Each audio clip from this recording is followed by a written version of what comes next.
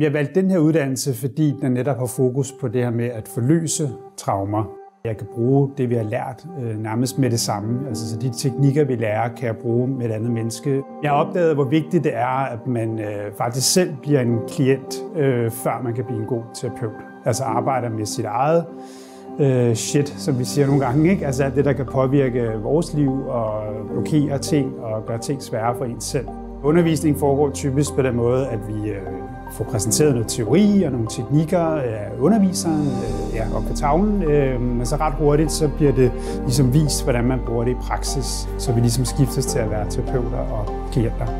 Man skal vælge den her uddannelse, hvis man gerne vil have sådan et rum, hvor man virkelig kan fordybe sig i det her med traumer, men også et rum, hvor man kan lære nogle teknikker, som man ret hurtigt kan bruge dem, både på sig selv, men egentlig også på andre, så man kan få frigjort nogle ting, så man kan leve lettere.